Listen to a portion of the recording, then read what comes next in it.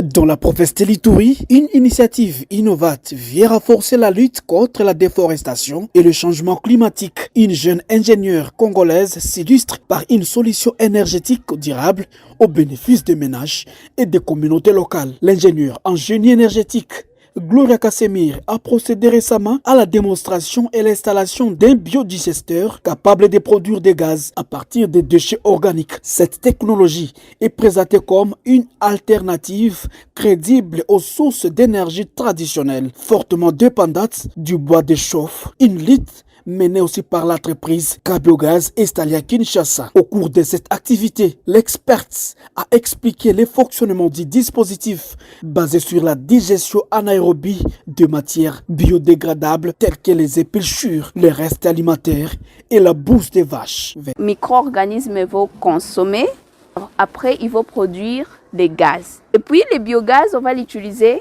dans la cuisine pour faire la cuisson.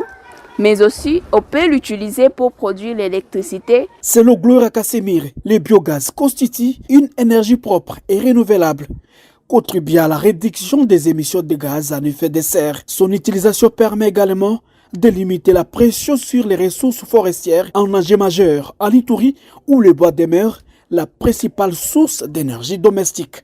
Et ces systèmes ici ne polluent pas, ça ne nuit pas à l'environnement, mais au contraire, ça nous permet de réduire la déforestation. Outre la production d'énergie, les biodigesteurs génèrent des digestats résidus issus de la fermentation utilisés comme engrais biologiques pour améliorer la fertilité des sols. Cette double fonction énergétique et agricole fait de cette technologie une solution adaptée aux réalités des zones rurales.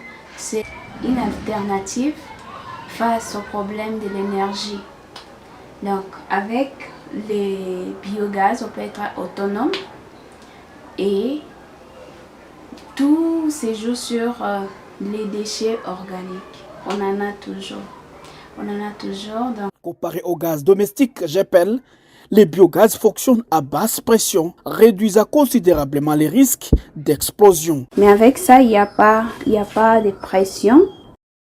C'est même 0,01, donc c'est négligeable. Donc, c'est aussi par rapport à la sécurité. Tel que vous voyez là, c'est tellement difficile qu'il y ait l'explosion. À travers cette initiative, Gloria Kassemir et Cabiogaz appellent les ménages, les écoles et les structures de santé à s'approprier cette technologie dans l'objectif de renforcer l'autonomie énergétique locale et d'améliorer la gestion des déchets tout en contribuant à la protection de l'environnement.